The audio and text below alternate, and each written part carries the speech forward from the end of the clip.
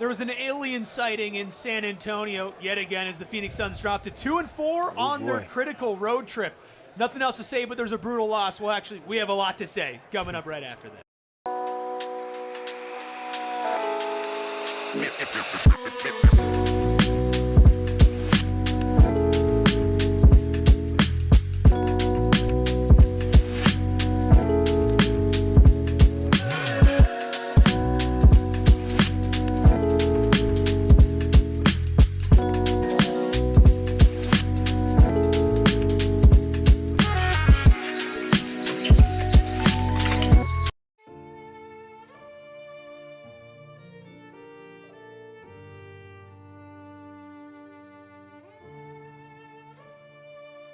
Psychos and sickos unite for a practice your free throws, kids edition of the PHNX Suns post-game show brought to you by our friends over at Bet365. Where winning is everything. Download the Bet365 app, use code PHNX365, and sign up today. Also, big shout out to Gila River Resorts and Casinos. We're out here at Wild Horse Pass.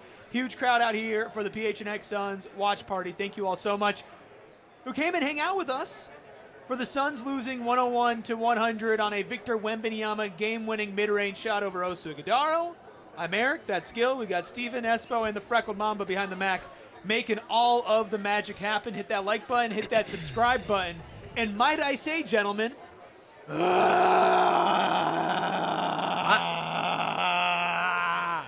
I the only one that's not as devastatedly frustrated by this game as others? Like, to me, tonight's the night I look at it and I go, you were shorthanded. You weren't supposed to be in this game. You fought your ass off, and you got beat by inevitability at the end with that shot by Wembanyama. And you chose to put Rasheer in a position where the pressure might get to a rookie because out of necessity, and it did. Like, this one doesn't upset me the way Toronto did, the way Boston did. This one gave me more hope because we saw the Suns that started the season, that worked their ass off, that played good defense, that did the little things, and they just came up short. Yeah, honestly, yeah. I mean, I'm pretty frustrated right now, man. Look, there are two schools of thought, right? There's yes, they were shorthanded. This is, by my money, the second best team in the NBA, an incredible team that Wembanyama gamed you, admit it. But you had a lead in the fourth quarter. You missed two free throws at the end. Like, you should have won this game. The Suns should have won this game. Then don't put the rookie in there. Put somebody else in. This is another game. This is another game on this 6-game road trip.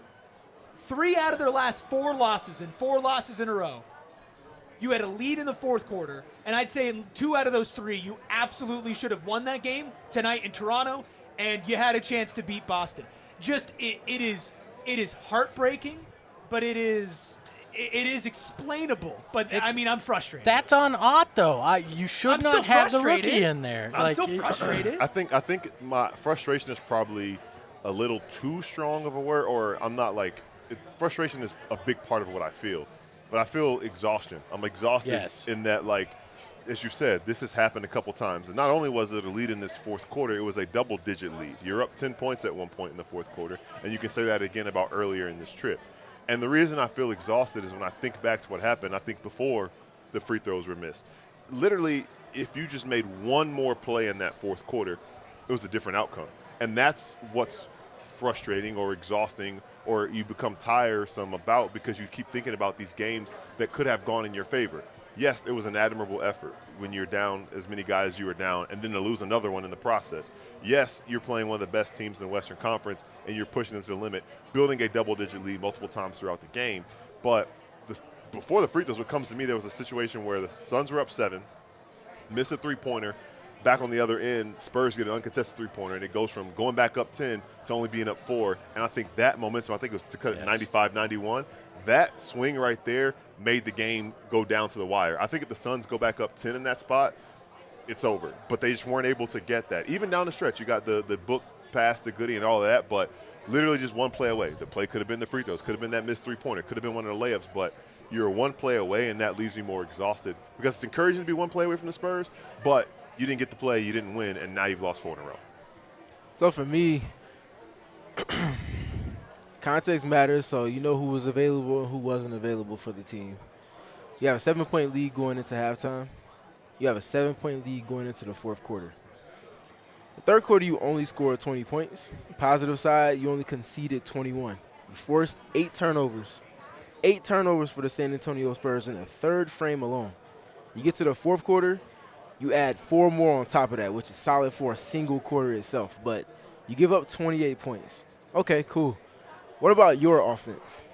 What's been the reason they haven't won the last 4 games now in fourth quarters? We're consistently seeing hardly 20 points scored final frames. You have to get it across the finish line. Jalen Green and Devin Booker combined 2 for 9. A whopping 4 points in the fourth quarter. That is not going to get it done, fellas. It's not going to get it done. You have to close games better. You play just enough defense to give yourself a chance and have a dice roll of a shot being made by one of the 5 best players in the league right now. But you can do some preventative things to not put yourself in that position. And tonight, again, in the fourth quarter, we're looking at a hardly 20-point scored final frame in a frame where you give up almost 30 points. That's the difference in the game. Like, the Suns did enough to win. Now you need your closers to start putting the nail in the coffin. Put 'em away. You have to have that. I don't want to go the killer instinct route because people take that completely out of context, but one of your 2 guys, one of your 2 dudes has to go and say, no, we are not losing this game. I'm about to go be about all of these buckets, and if I'm not getting a bucket from the field, I'm getting to the free throw line. And at that point, I know I'm knocking mine down. So once we get into this situation where Wemby has a shot at the end of the game, he's got to hit a 3 because we're up enough to make it where he can't just hit a comfortable shot to put us away. Gil, I think you make a good point. I am tired from this road trip and the way things end. If I'm looking at it in a microcosm, just a single game, I'm okay with the effort. Overall, and the pattern that this continues to happen, I'm frustrated at that. 100% I'm frustrated at that. And to your point, Steven, the fact that the offense continues to completely lose itself in second halves, and in particular in that fourth quarter. And that finger gets pointed at the 2 guys you mentioned, Green and Book. They're the guys that are supposed to get it done. Gillespie gave you 24 points. He gave you 24. He knocked down 5 threes in the first quarter, first He half. gave you 24 points on a night where you scored 100 as a team. Come on, man. You got 15 from Oso. He was hitting. The game spoke to me as y'all have done enough. And I was talking to one of the guys that pulled up for us tonight, Michael. Shout out, Michael. We appreciate you. Like, the guys have done enough work through the first half, let alone the first 3 quarters. The 8 turnover forced third quarter was everything you need. They set the scene for your guys to bring it home. And they did not have it tonight. 15 of 41. They didn't have it tonight. Not even close to enough. De'Aaron Fox outperformed both of them. That was something we talked about. The Suns comprehensively, not just one of those 3 guys, but comprehensively had to outplay the guards of San Antonio. Vassell didn't bring too much to the table tonight.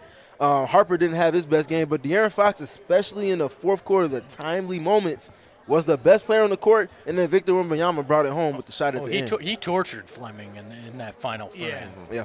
Besides the one block that Fleming got on him and then immediately turned the ball over, which is unfortunate. And look, like, you can break down the final possession. A lot of people talking about Coach Ott calling a timeout, the execution on that final possession in the fourth quarter.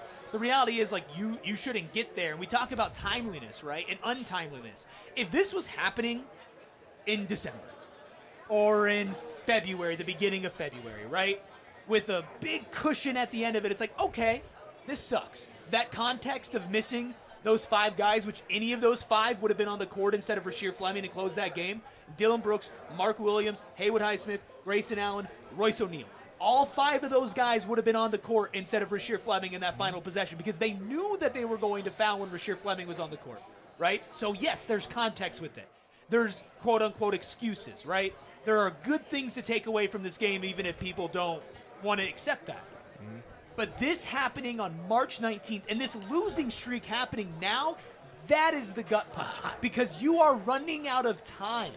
I understand that, but what are you supposed to do? Because you've had all the injuries, you are playing weird lineups, and you're saying, oh, it's okay in November. Well, essentially, you're going through what you usually go through in a November. Guys trying to understand how to play together, weird rotations that you haven't seen. Like, I get it. You have to close, and you need to. And Devin Booker and Jalen Green, regardless of who's around them, if those guys have got you there, have to close. That's a necessity.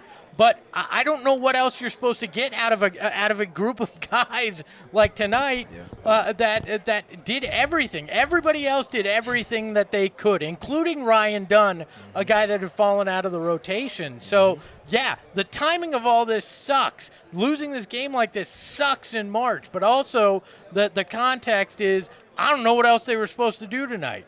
Like, sure, I'm saying don't have Rasheer in there.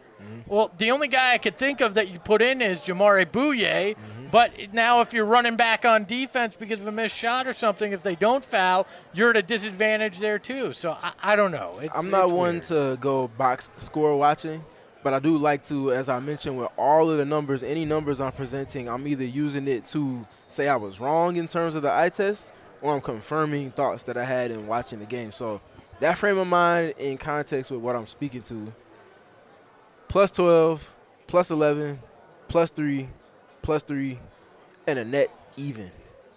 Those are non-starters for the Suns, except for Collin Gillespie. That means that Devin Booker, even amidst all of the greatness that the team was playing with through the first 3 quarters, he wasn't a guy that was shifting things to that extent. Same thing goes for Jalen. The guys that were positives, plus 12, Jamare Bouye in 9 minutes. Plus 11 for Rasheer Fleming. Collin Gillespie, plus 3. Kaman Malawach didn't play a lot, but those 14 minutes that he was out there, he was neutral. So you didn't lose, you didn't gain anything, but you also didn't lose, which is the bare minimum of what you ask from a reserve guy. You need your guys, your dudes, to go beat those dudes at that particular moment.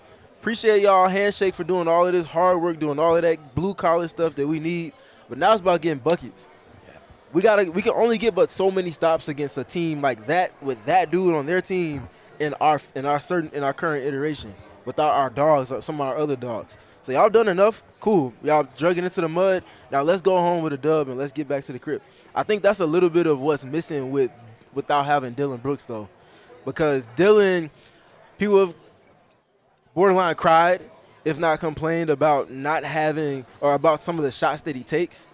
But the confidence he takes his shots with, one thing you know, it might be predictable, but Dillon is going to get to his spot, and he's going to take a high percentage shot for him. Not always a high percentage shot for other guys. There's a lazy eye that comes with having a guy that's routinely getting to his spots. But when he's knocking down those types of shots, it breaks up the mundaneness of, okay, we know they're either getting a 3 or they're going to try to get a layup. And we know they're the lowest rim rate team in the league. So, and we also have Victor Wembanyama. So we can take one of those things off the board more often than not. We can kind of anticipate what's going to happen for them shot profile-wise. That's the presence of Dillon Brooks not being there. I'm not saying he's going to be a guy that knocks down those shots all the time because his fourth quarter numbers are not the best on the team at all.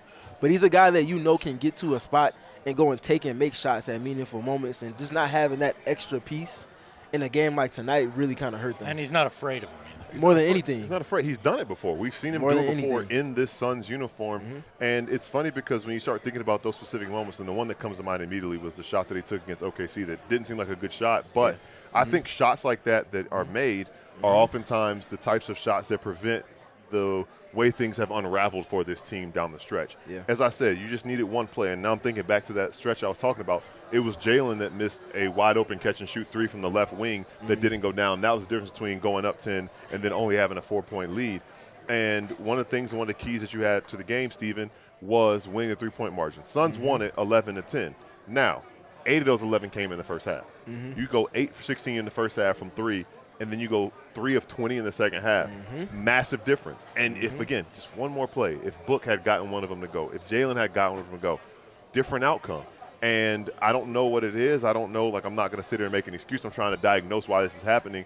Maybe your legs are gone at the end of a trip with a short-handed roster, and that's why you're shooting. But to that point you made, we've seen it in Game 7s of the playoffs. We've seen it in tough spots in the playoffs, back-to-backs. The best of the best, the guys who dig in deep, are somehow just willing shots in. It's like by all conventional wisdom says they should not be able to get it. Their legs are gone. They've played 35 minutes. But them being that guy, and I think that, you see a lot of people say that they aren't that guy. I think the problem is they are capable of being those guys. They're just not doing it right now. So we have to figure out how to get them back to being that, because they could have just used that. Just one play to will it to happen. And I thought it was going to be the pass to Goody in the corner for 3, but they didn't execute after that. So it's just, that's, again, another thing that just makes it tougher. Was Ott wrong to call that timeout when Book got jammed in the corner there? Because everybody keeps pointing to that as going, well, you didn't have the timeout. So then you have to rush that inbounds just to get the ball inbounds, which forces it to Rasheer. You have no timeout at the end after Wembanyama hits that shot.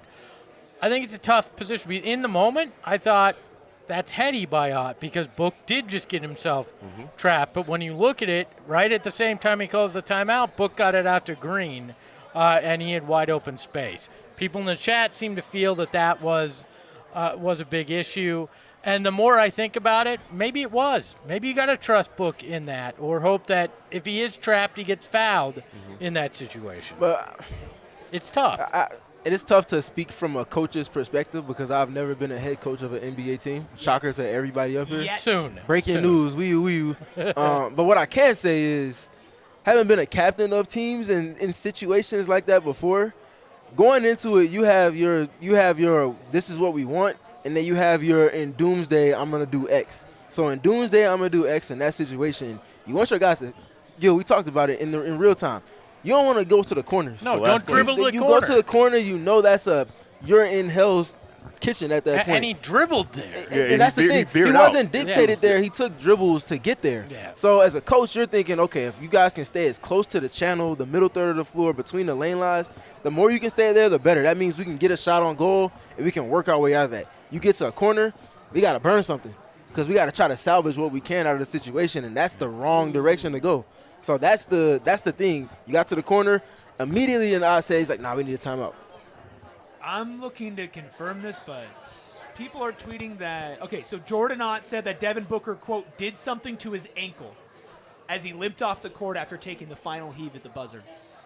Is that why he fell? It looked like everybody rushed over as if he got hurt or something. I thought he was trying to sell a foul. I thought he wanted to foul too. Yeah. But no, that's no bueno. That's then right there. If that's anything serious, good night, nurse. Like that's it right there. When it rains, it pours.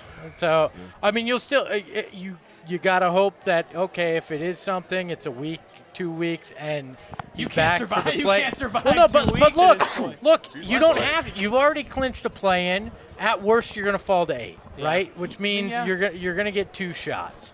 So at that point, look, we can put away the hopes of being in the top 6. You can put that away now. Tonight was definitely the nail in the coffin of that hope. You're not catching Denver. You're not catching Minnesota. So now it's, can you get healthy enough to actually make something happen in those playing games? Can you get to a point where you're okay? And if Devin's hurt, that's all you can hope for at this point. And that's what I was just telling one of our fans that we were lucky to have pull up and watch the game with us tonight. I was like, 60, I think coming into tonight, you have like a 5% chance. That's just taking multiple steps back over the last 3 to 4 games now. It was like, what was it? You had like a 30, 40% chance when we started this, and the door's basically been slammed. Yeah, that's the difference between going 4-2 and 2-4 on this road trip. But to that point that I was getting to with one of our supporters that pulled up today, I was like, at this point, man, you just want to make sure you get to whatever the end of the season is going to be for you healthy. And you want to be playing your best basketball. Forget about the standings and forget about trying to hawk down and chase teams down. Focus completely on you. Get your guys healthy. Get all of your ducks in a row in terms of your rotation. Iron out the kinks of rhythm and player combinations and when to press the button on small ball versus when to stick with your reserve or your starting 5 getting back into the rotation. Like, iron all of that out. Have a concise top 8 to 9 guys that you want to go to and know who your next 3 after that your on-deck guys are going to be, and be playing your best basketball as you get into whatever your postseason situation is going to be. We're going to keep this conversation rolling live from Gila River Resorts and Casinos Wild Horse Pass. Like Steven said, we're very lucky that so many people came out to support this team, to support us, and unfortunately to watch the Phoenix Suns lose a heartbreaker, which includes Devin Booker injuring his ankle, missing a full-court heave at the end of the game to a 1-point loss to the Spurs. We will be back to continue to vent and break down everything from this game on the other side of our first break. Look, everyone needs a checking account, more so than the fact that the Suns needed 2 more points. We all know that you need a checking account. Why not get the official credit union of the Phoenix Suns? That's Mountain America Credit Union. Get the My Style checking account. Restaurant deals, mobile phone protection, telehealth access, identity protection, loan rate discounts, offers on travel events, and so much more. And you can get it with the official Suns or Mercury card. Shout out, new CBA. Mercury Ball coming back soon. So you can get your Mercury card, get your Suns card. Get one as the My Style debit card, get one as a credit card. No annual fee credit card available as low rate, cashback, or rewards cards. Options apply at any Arizona branch. Visit macu.com/Suns to learn more. Insured by NCUA, terms, conditions, and exclusions apply. Loans on approved credit.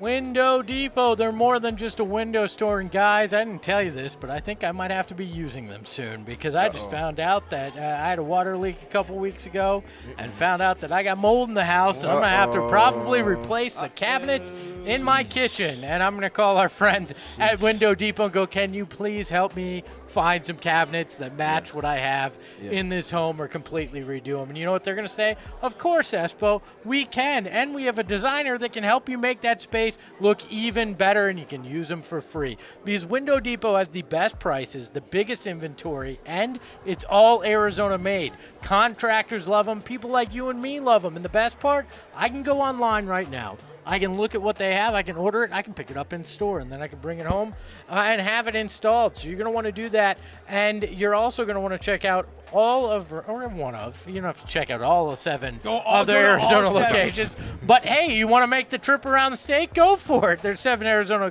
locations to see for yourself why they're more than just a window store. Hit that like button. Hit that subscribe button. Keep it cordial in chat, folks. Come on. Now, nobody hears the reason why the Suns lost. Hi, Melissa.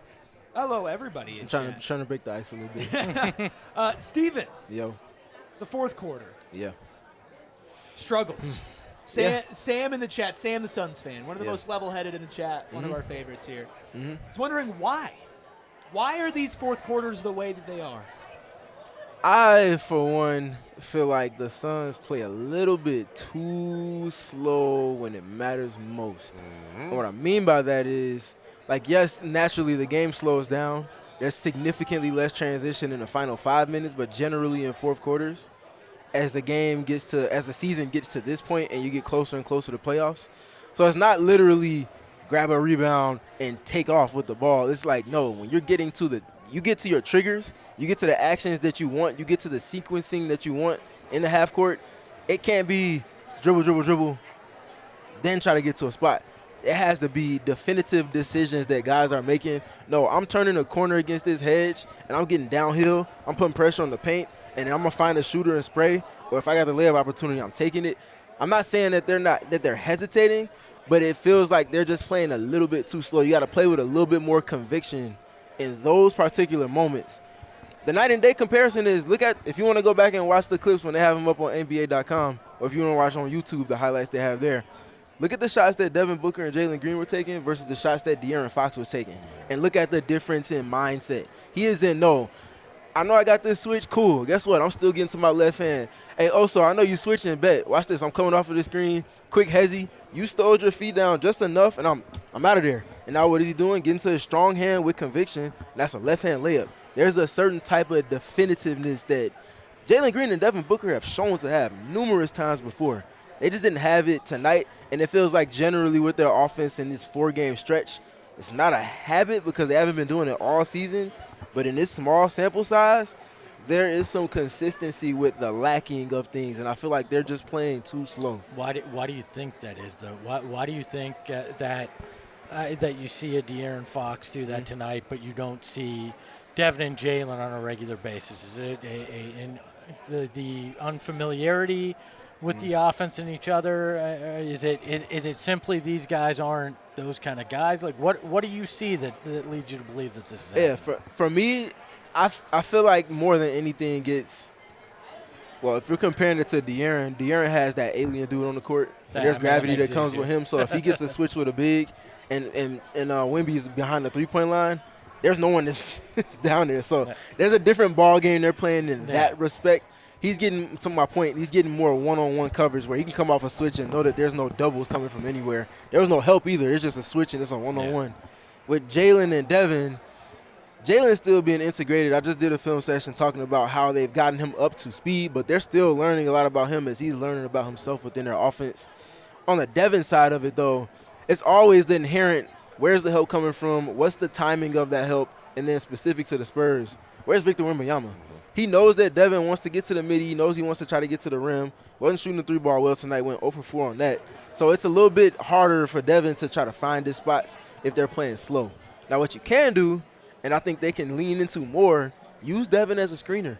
Let him flip a matchup, get into offense with a little bit of movement, and then try to get him a touch moving into the next direction that he wants to go. I think they can do that more. I did like tonight, though, Gil, that they did not make Book be the initiator and everything, that they were letting either Jalen or Collin or whoever the case may be take that initial stuff, so Book wasn't just getting trapped, and they were trying to move him to spots. He just couldn't get it tonight. And that was one of the things that I pointed out when we got to the point of the game that felt familiar to the last couple of games where things went left.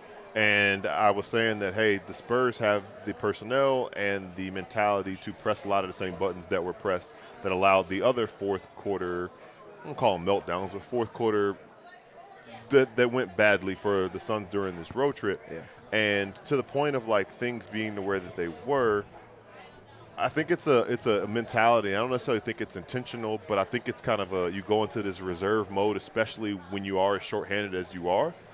You start to play to protect your lead and not to extend it. Mm-hmm. So a lot of the things that you did to get to that point, you're not doing anymore. Now, you got to give credit to the other team as well, because they're playing to come back in the game, not trying to play for an advantage. They're trying to make up ground, and you're seeing a different level of desperation. You're seeing different kinds of traps.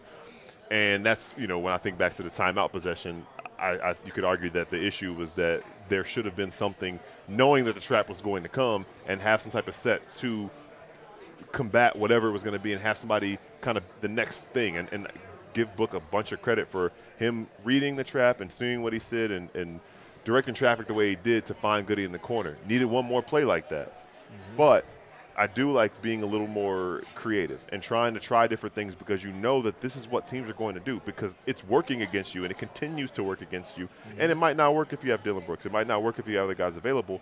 But given what's available at you right now, this is what to do against this team down the stretch, because they haven't proven the ability to handle it. So I think it does go back to, okay, you need to do a couple more things, a little more aggressive for a little bit longer in that quarter. And quite frankly, some good possessions didn't work out in their favor, but get to the bucket a little more. It's just hard when you have number one in there blocking every single thing. And I think that's to your point. It's a little bit of – it's not always that on every possession, but it is a little bit of playing the clock versus winning. Yes, not playing the game.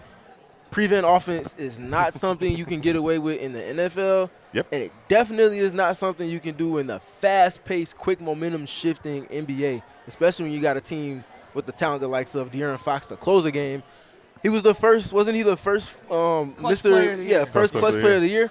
That's a guy that gets it done in that frame in particular, and he can do a lot less over the first 3.5 quarters because of the guys that he has around him with the Spurs. That's a big reason why they wanted him and they value him so highly.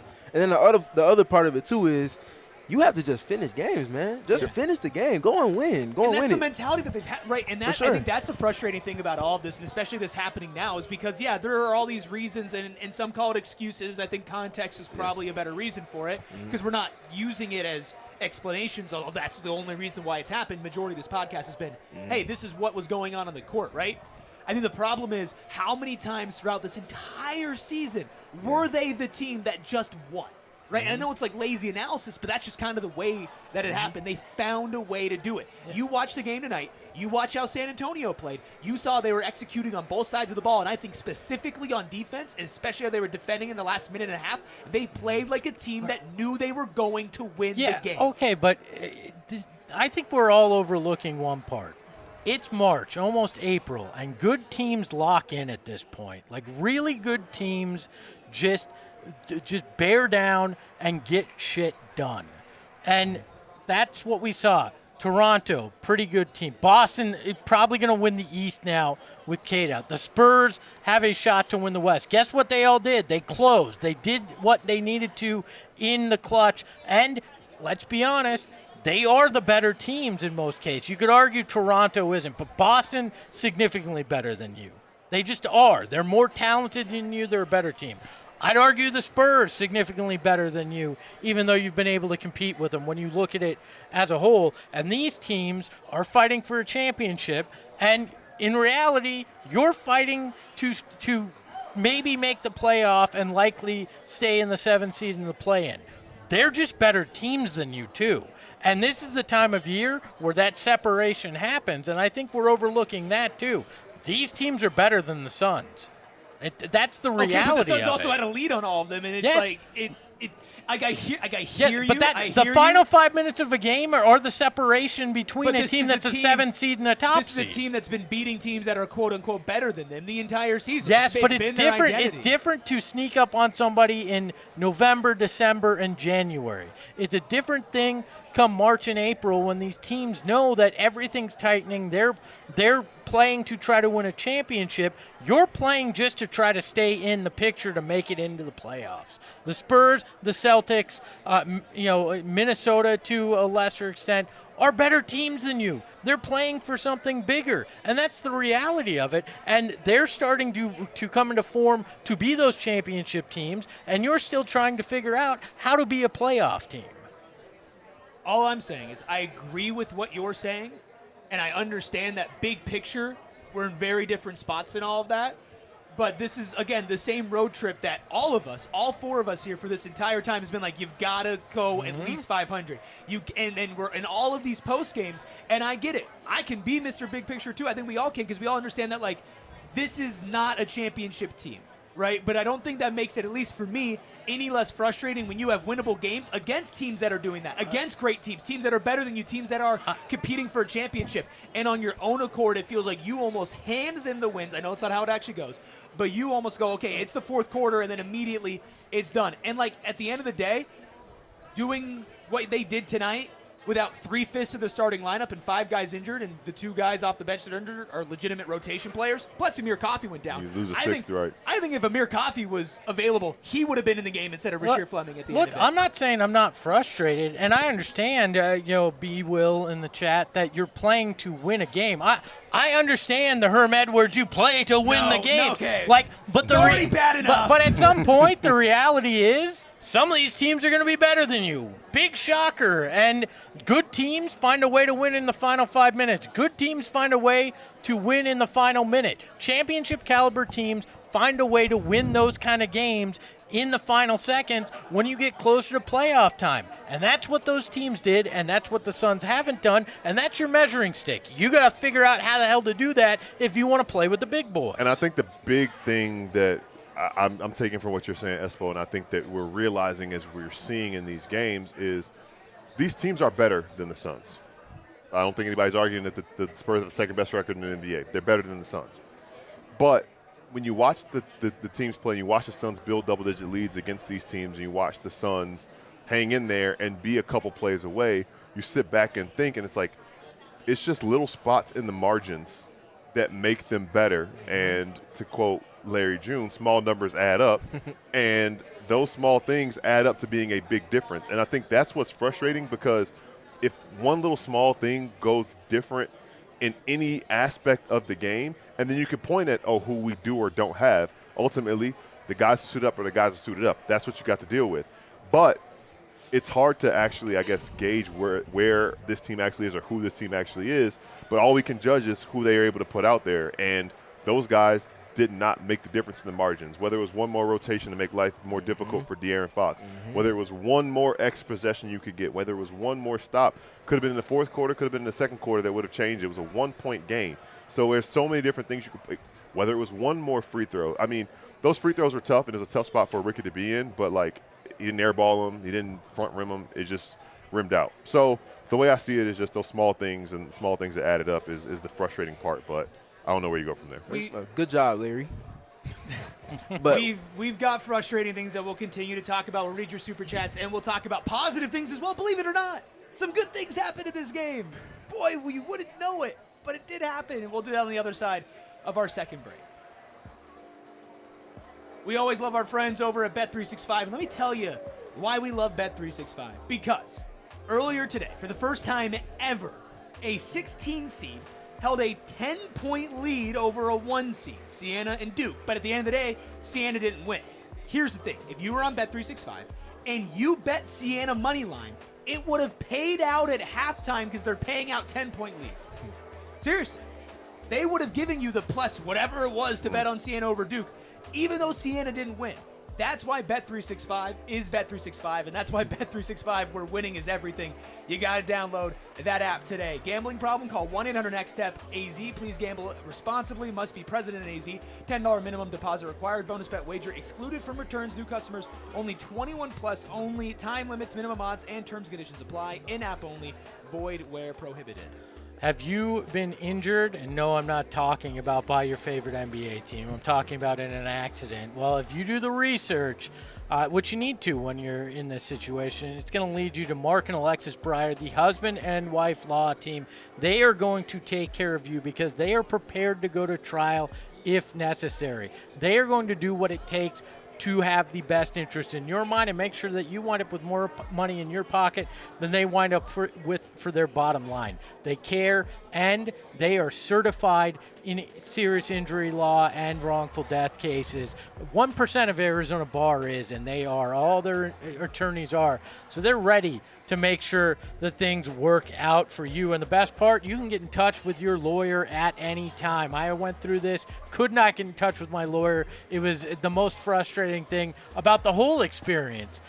So you can get in touch with your lawyer as well. And if you've had a serious injury, you're going to want to call the husband and wife law team first at 602-783-8841 or visit their website in the show notes. The link's there, and tell them PHNX sent you. For the first time since October, the Phoenix Suns have lost 4 games in a row. Tough. But it's not our fault. It's not your fault. Maybe So let's it all is. come together and let's hit that like button. Let's hit Can I that ask you a quick subscribe question? button. You can ask me a question, yeah? What happened after they lost 4 in a row? Hey, now. That's what I like to hear. Everybody knows what happened. They became one of the most fun teams in the NBA. What, they won 7 straight, something like that? And look, I think it's very clear. I feel like I'm the most I'm the most negative tonight out of everything. I think I'm the most emotional tonight. Shocker, shocker. Breaking news. But I still stand on what I wrote over at gophnx.com yesterday, which is don't give up on this team, because I'm still not giving up on this team. Because, again, you were missing 3/5 of your starting lineup plus 2 other guys that could start for this team tonight. Still, in my mind, unacceptable to be 2-4 on this road trip. I get that there's reasons for it. I get you play teams better than you. Still unacceptable. I'm still not giving up on this team. That's me, though. That's me. You can do you. You can do whatever you want at Gila River Resorts and Casinos. Visit playatgila.com for more information. That's a company man right there. That's tough. What am I not? When you say not giving up, in what sense? I still think that this team is a really good basketball team, and I think that I agree. fully healthy. I don't know if they can go and beat the Spurs or OKC in a series. I think they can take the Spurs to 7. I think that they could take a couple games off OKC. I think if they find a way to get up to the 6th seed, I think they could beat the Lakers in a series. That's, again, fully healthy to the point where it's like maybe you're only missing one of Grayson Allen or Haywood Highsmith, and Dillon and Mark and Royce and Book and Jalen are back. I think that this team fully healthy, which, by the way, we haven't seen all season, and they're still 8 games above 500. This team fully healthy is a very good basketball team that can make some noise in the playoffs, and I think that's great. I'm not throwing in the towel in this season because I see a lot of people going, man, F this season, F this team, this is disappointing, we can't expect them to win. I can't put myself there. I'll be emotional about tonight. I hate what happened tonight. I don't think it was an acceptable loss, to be completely honest with you. I think it was an avoidable loss. But then we're going to go into Saturday, and guess what? I got full faith that this team is going to win on Saturday because I do believe in this team and I believe in this coaching staff. So I scaled back just a little bit on who they could beat in a playoff series. Part of the conversation and I'm only bringing that up because we just simply haven't seen this team in this iteration with this coach in a postseason scenario. Sure. We've seen them beat teams on a one-off, but Tonight felt like this is not to this. playoff game. No, it definitely did. This is not to lessen what the Suns have shown as a body of work this season, but when you start talking about a team with a specific game plan against a specific team for a 12 to 15-day stretch where the only thing you're focusing on is this particular team, all of the tendencies, all of their qualities, and the ways to undo that. It's an incomplete for the Suns if we're talking about the Suns can beat X team on a playoff stage or Y team. I think their best bet might be against a team like San Antonio because they have similar questions that the Suns do in terms of not having that many guys that have been on that stage, especially with that particular team. You can say De'Aaron Fox has a lot of experience. You can say Harrison Barnes has a lot of experience, but who does not? The guy that's going to have the ball in his hands all the time. That's a different type of level that until you see guys get it done in that faction, in that iteration on that stage, it's just different. So the Suns get it incomplete on that front. They're close to that level. They're not quite there yet. And I think you made it's a little bit to the point that you made where at this time of the year, prime example, everybody wanted to bag on the Lakers. What have the Lakers been doing the last 3 weeks?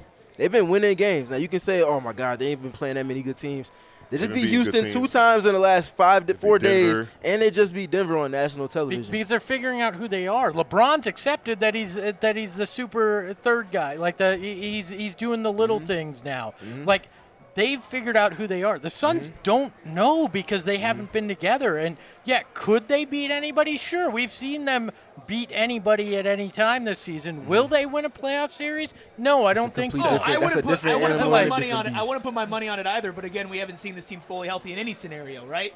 So again, at the end of the day, we know the Suns are going to be in the play-in. They've clinched a play-in spot. I think they'll still be able to tread water enough to stay in that 7th seed. And there's still a lot to prove there because the one team that you will be going up against has a ton of playoff But if you experience. lose the first play-in game, you still got another one. Yeah, but you still could be looking at Steph Curry and Draymond Green and Kristaps Porzingis. Let's cross that bridge when we get there. Yeah, we got 1 foot on it, and the other one's about to be on it. Let's bring it back. Are you guys ready to talk a couple of positives? Sure. Are you guys okay with that? I can start it off. I think, can we talk about our dude of the night? Let's do it. Presented by Gila River Resorts Casinos. You do you at Gila River Resorts Casinos. Is play at Gila.com for more details. Connor is back, baby. That's right. Collin Gillespie had a great game, a game that unfortunately did not come with a Suns victory, but he was shooting that thing. 6 of 11 from deep, 24 points,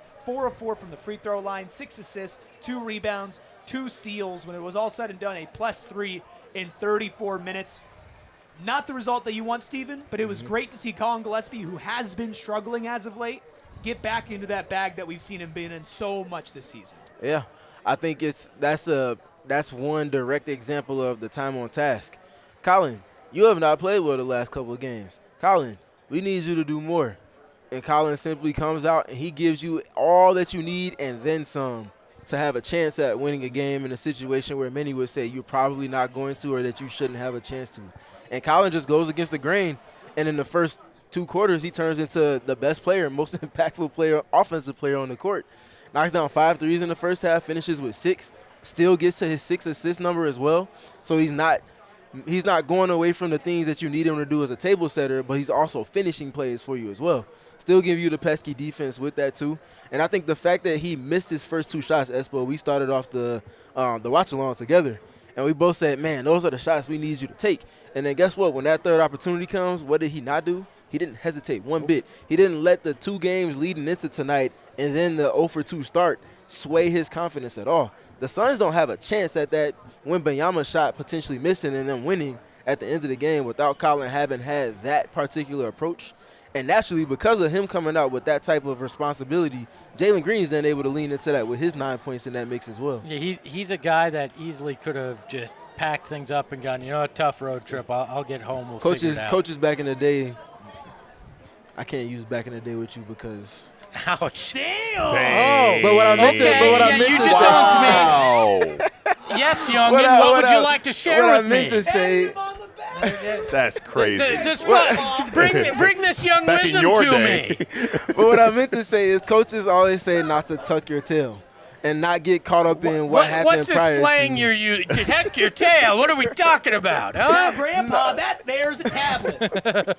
But no, Collin didn't tuck his tail. He simply just said, okay, cool, I had a couple bad games, but I'm trusting my work, and I'm going to give the team what they need me to give them at one of the most meaningful times. And he showed up in the way that you wanted him to. I can't get past what you just did. That is wild. You're acting like there's a 30-year. Patted you on the shoulder. He's acting like we got a 30-year age difference here. Man, Yeah, he thanks I couldn't say because my back in the day is not the same back in the day as yours, and I didn't mean it. You didn't want to claim a back in the day that wasn't really No, back in the day. I'm not gonna claim something that's What kind not of mine. coat? You think I was playing on a peach basket? Like I was playing for the Hickory High? That's why I love you to You play. said you shook hands with before the James key got Naismith, expanded. though. I didn't say. Oh, now I shook hands with James Naismith. Wow. We know you play for the Royals. Well, that's true. Maybe I am old. I Shout played out for the to Royals. Arizona Lottery playing gift Wow. today. That is our play of the game because I needed a smile on my face. Lord. Wow, That's so Terrence funny. wants to know, is Espo the fly that SPG was supposed to give that business to?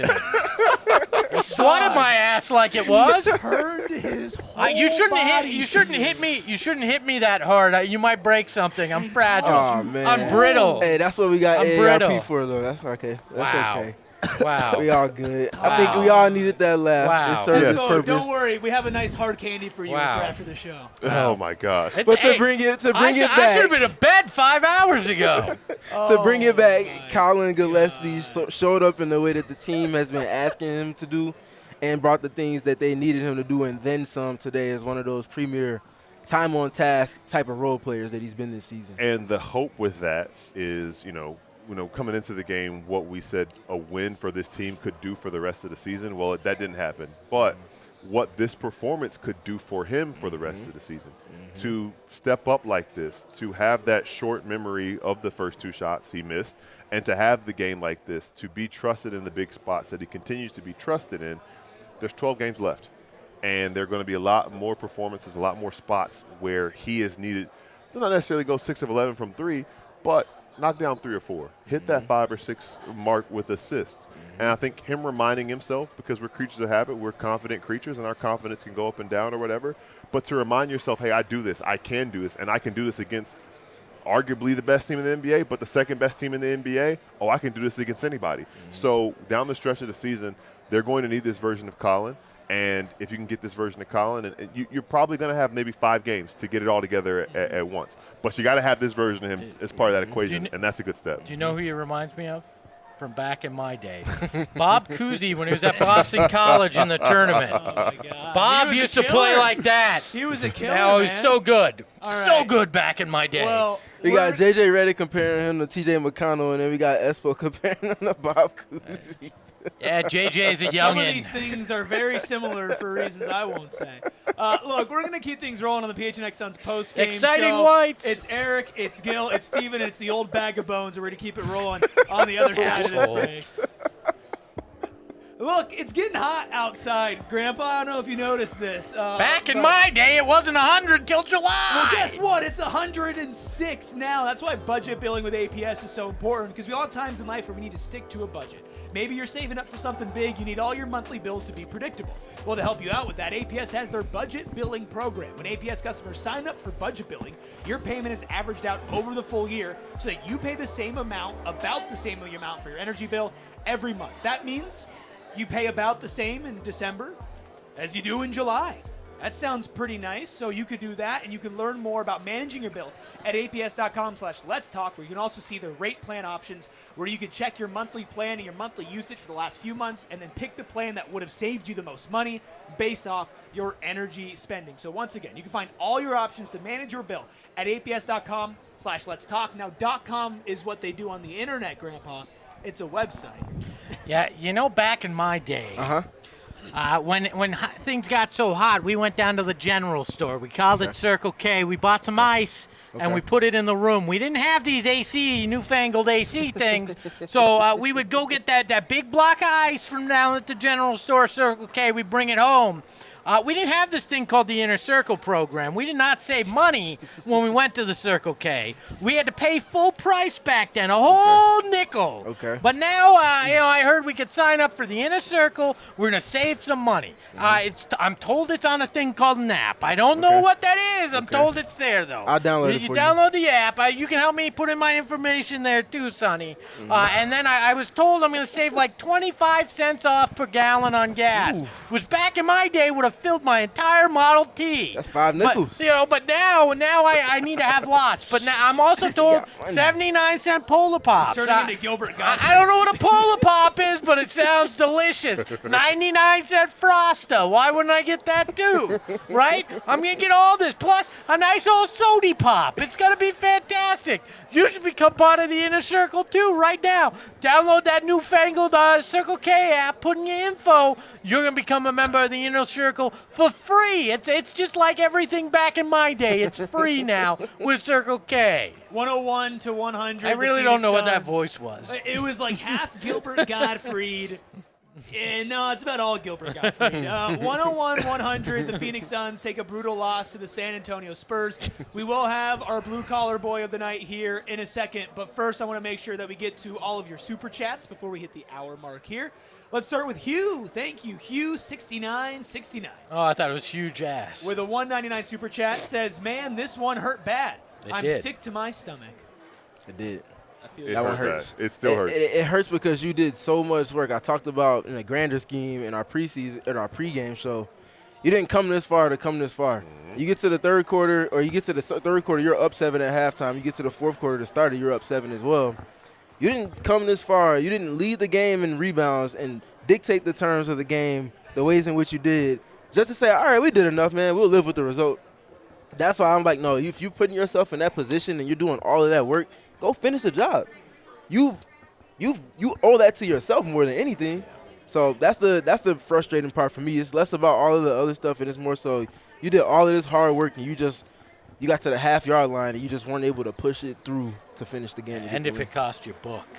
Oh, I mean, yeah, that's an even heftier cost for sure. That right now. Don Davies with a $4.99 super chat. Thank you, Don Davies. I'm getting really sick of high school offense in the fourth quarter.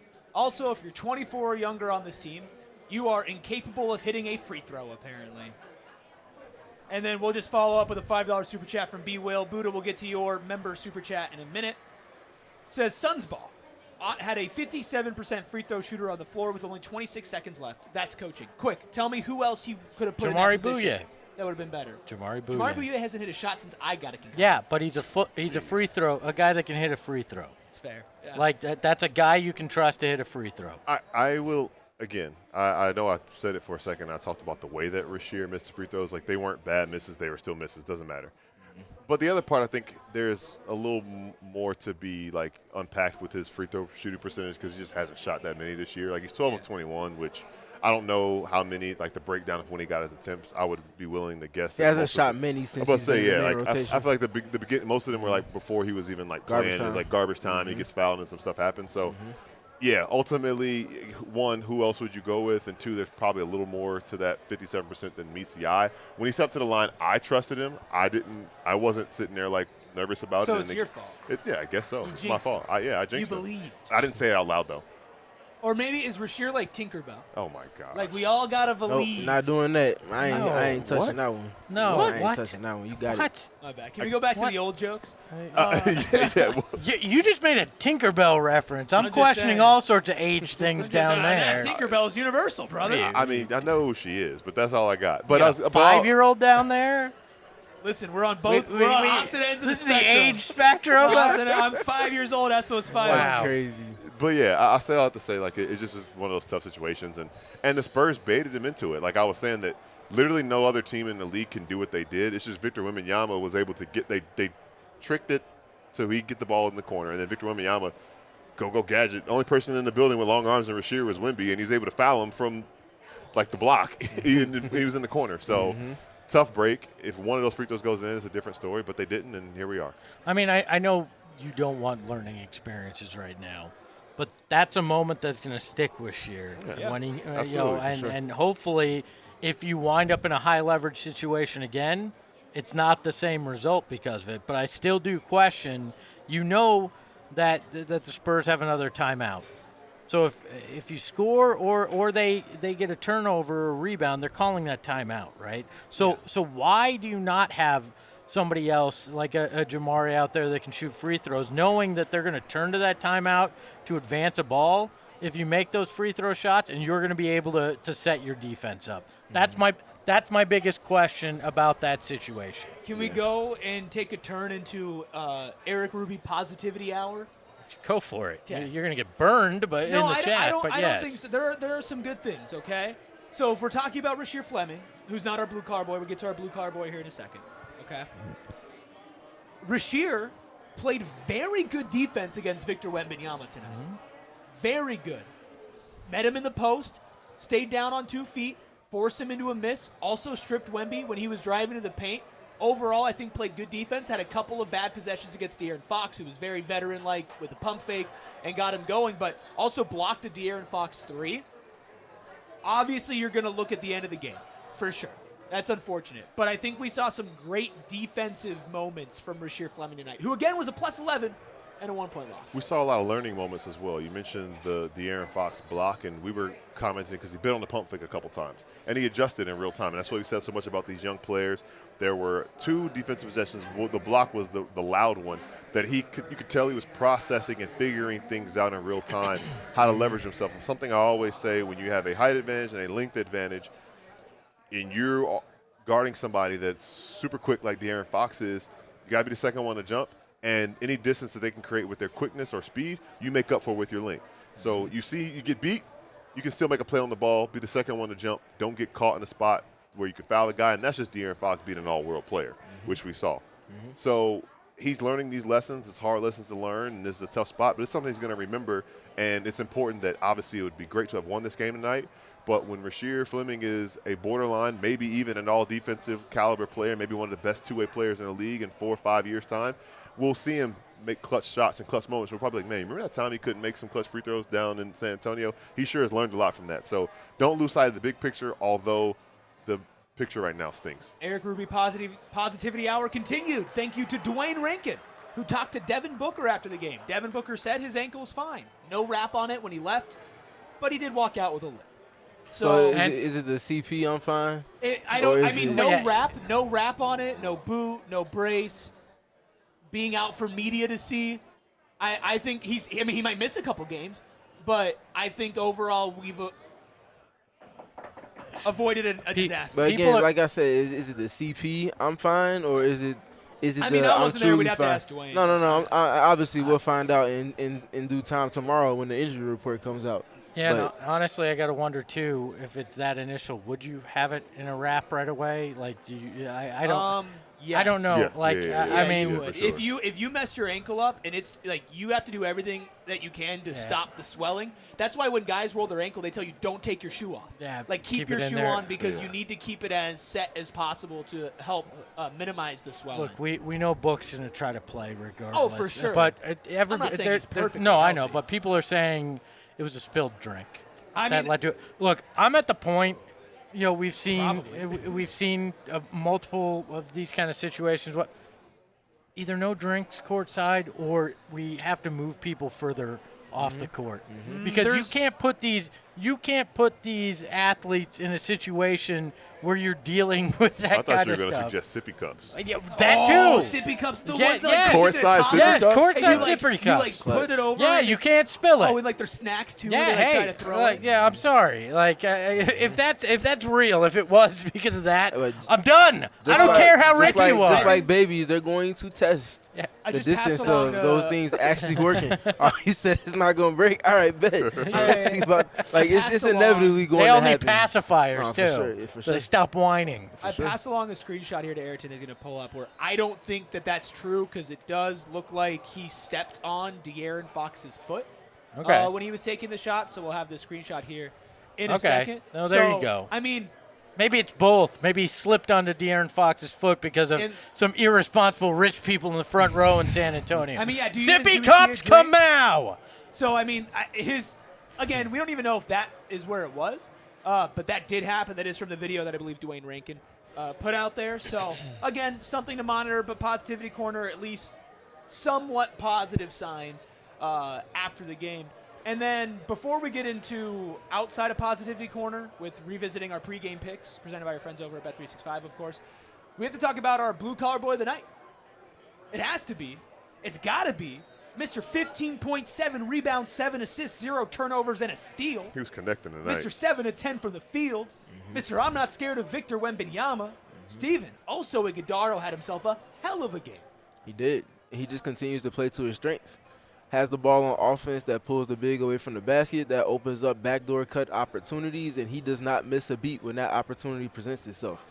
Much like a natural playmaker, which we breaking news, also has been playing point guard in multiple capacities since his high school days. He sees windows before guys, his recipients, usually see it. Almost like a quarterback seeing the window for a receiver to hit the open opportunity before they actually realize it. I think it was Jalen Green that he hit on the back door. Right? Yeah. Jalen's, kind of hand fighting with his matchup, and also sitting there with the ball like, okay, like you're going to get to this spot because I'm ready to let this backdoor pass fly. Yeah. He finally commits to it, also hits it at a low angle so that the big that's defending him can't get it, but also Jalen's defender can't get it, and it's one of the highlight plays of the game. And then on the other side of it, when he's scoring, how many floaters did he knock down today? At least 4, right? Yeah, I loved it. There was about 3 where he knocked them down. They were hotly contested from Victor Wembanyama. One of them he hit from the free throw line. He had to put a jump shot type of trajectory and touch on it to get it over Wemby, and it barely touched the rim as it went through the net. Like, Oso's been in a good offensive space the last couple of games. It's come with some highs and lows since Mark Williams has been out of the rotation. But Oso's been showing in flashes that he can kind of take on a little bit more of a minutes total. And as I'm looking at the box score now, tonight he played 34 minutes, which is probably tying his season high, excluding games in overtime. I'll double-check that as I pass the ball. But a great game from Oso Ighodaro following another great game that took place on Tuesday against another big-time matchup in Rudy Gobert. And the ability to perform, especially with that tough of a matchup or tough of a situation as he had tonight, and the minute load that he had, the workload that he had, to be able to do those things, ultimately in a perfect world, that's not going to be how much is asked of him. So you know that if he can do it in 34 minutes, if it's back to 20 and 22 minutes, he might be able to be even more impactful in those minutes. And that's encouraging. You mentioned the floater that he had. That's encouraging maybe down the line where he might be able to take that touch and make it. I don't think he's going to expand his range. But to kind of trust that and have that little bit of a signature shot to add to his profile with the turnover, the move he's gotten when he kind of crosses left to right and gets downhill and plays with force and finishes over people, doing that more. And the tiers of playmaking that we see from NBA players. There are guys who make the right read. There are guys who can create for themselves, and in turn it creates for other people because of the attention they attract. And there are guys who can pass you open because they see something there. And there are times when you see Oso show those playmaking chops where he sees something developing and he makes it happen. I think that's the most encouraging thing, because those other skills you can kind of learn and develop as your game goes on, but that is very much an intangible that really can't be taught. And Oso has shown that in spots. I think it's just a matter of his feel continuing to increase as he gets more familiar with the game. As you guys get older, you'll learn this. You start to reflect back on your life, and you realize how quick things go by, and in particular, how fast your children grow. And I feel like that's what we're watching with Oso this season. You watch him, and he was making man moves tonight against Wemby, dropping his shoulder, getting those shots. We're watching the evolution of him, and I know people have been extremely hard on him, but his offensive game is developing. Sure, it's not an 18-foot jumper. It's not a three-point shot. It's never going to be. But he's learning how to drive with aggression, how to put his shoulder when he's in the post and hit that floater on the regular with confidence. And all the other things he does, he is going to be an integral part as you continue to move forward. And it's been fun to watch his development. And tonight, I think, was the most complete we've seen with it in terms of that aggressiveness on offense, the rebounding, the passing, everything he was able to do, and some of the defense we saw. Got to give it up to him tonight. If we want to follow the sage wisdom passed down from Granspo earlier today, you look at big picture and look at the future. Oso, Rasheer, and Kaman all had really great moments against somebody who's going to be a pain in this franchise's side for the and foreseeable ass, future, let's and be their honest. ass, and Victor Wembanyama. We saw Rasheer have a couple good defensive possessions. We saw Kaman have a couple good defensive possessions. And we saw Oso play just a fantastic overall game against one of the most dominant centers that we've already seen, just with his, not his physicality in the sense he's so strong, but just how he dominates when he's on the court. So really great game from Oso. Want to make sure we give him his love. Any other positive thoughts before we get to not so positive, a.k.a. my pregame pick standings? I know Rasheed gets a lot of attention for his potential on the ball, whether that's defending up and guarding 4s and 5s as we've seen recently, especially on this road stretch, or if it's on the at the point of attack on the perimeter, guarding guys ranging from 1 to 3, sometimes some 4s that can handle the ball on the perimeter. But I think where he's growing is he's starting to anticipate things and putting himself in a kind of wrecker role off the ball. And I think if you're going to be to your point, Gil, someone that has that type of potential to be on the cusp of all NBA defensively, whether that be first team or second team, it can't just be a steady dose of on the ball. It's got to be the off the ball to be a complete player on that side of the ball. And he's starting to process and understand things more. I can't remember who it was he got the block on in the third quarter. It might have been Wemby. I can't remember who, but someone got blown by on the perimeter, and he gets into a peel switch off the corner, and that flattens out the guy that's trying to drive to the basket. And then it's the 7'6" wingspan, because he's coming on a certain angle, to just put his hands up and contest and ends up getting a block. The Suns go down court. I can't remember if they scored on that play or not, but it's those subtle type of moments where he even had a moment in Minnesota where he just jumps up and helps anticipating things because he's looking at things in advance and he's putting himself in position to be successful. Other player I wanted to give a little bit of attention to as well. Come on, Malawash, man. I know we just mentioned his name, but the rim protection, again, it's not always about getting the block shot because guess what? He only had one block shot tonight. But the presence around the rim, understanding what your wingspan does, understanding what verticality is, that's a skill in and of itself. And Man is starting to better understand that in the kind of slow, smaller increments of minutes that he's getting. That matters a lot for what this team is working towards. Also, Ryan Dunn, man. Yes, that was Ryan Dunn, man. Everybody keeps getting on Ryan Dunn's case about, oh, my God, Ryan Dunn is not developing. Oh, my God, he can't shoot. Oh, my God, his defense is slipping. None of those things are true. This is just a point in his skill development where he's being met with some resistance. Resistance on how many minutes he's getting. Resistance on some of the things that he's been working arduously on, just not trickulating into his game impact at this moment. You get another opportunity, and it's all about what are you doing when you're presented with opportunity.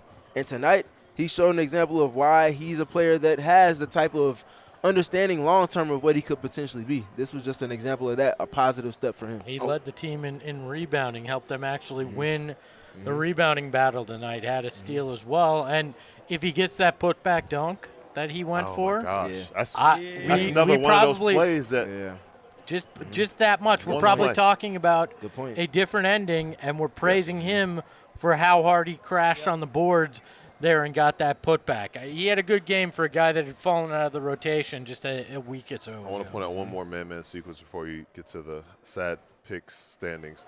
But there was a play where the Spurs had gone double big. Cornette and Wemby were on the floor. It was during our little watch-along stint.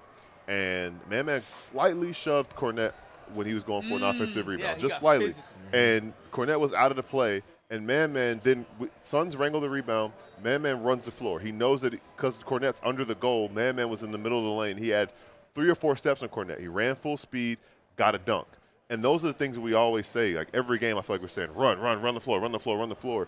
And this point in time, he created an advantage with his physicality and then didn't just stop there. When the team got the rebound, he ran the court, got rewarded, and dunked it. And that's something that when he gets to play a full complement of minutes and gets to be a full part of this rotation consistently, he should get 2 to 4 points doing that every game. So I think the building blocks of seeing him do it once and then now having good results can do it more and more often moving forward. I will say another thing on Man, and we pointed this out, I think on the watch-along Espo, where he had a little asshole to him tonight. He was knocking Wemby to the ground. He was getting physical, and that's not something we saw that much out of him. So these are things that will not show up in the box score. And we've seen growth. That would be great if they had an asshole stat in the box score. We should do that at the end of like all it was a total dick 3 Russell times. Would already be in the Hall of Fame. In a good way. But Another guy that played with I say that as a compliment. To the point of Man, though, he put his paws on Rudy Gobert the other night. He didn't play much against Minnesota, but he had moments where he put his paws on his chest and he said, move, get out of the way. Who was it the other day too when like somebody said, "Get your hand off me"? He's like, "You can't. Don't tell me what to do." Who was it? That? It was like pretty recent. That? It was on. It was on this trip. Was it Boston? Yeah. Was it Boston? I can't remember. No, who he that didn't really was. play against Boston, right? But back in my day, they would have said, "Move, bitch, get out the way," is what they would have said in it. So. Who did he do that against? But you remember what I'm talking about? It was Toronto. It's Toronto. Was it Toronto? Yeah, it's Toronto. I mean, either way, he did it, which is impressive. Yeah. So, big He's fan of what we saw of him. Sam in the chat wants us to shout out Jordan Goodwin. 5 points, 8 rebounds tonight, 3 steals. Obviously not the best offensive game. Did hit the biggest shot of the game. It should have been that three-pointer that should have put it away. But he played like a dog starting tonight again. When no Haywood Highsmith, no Grayson Allen, no Royce O'Neal, no Dillon Brooks, no Mark Williams. Any other thoughts before we get to these picks?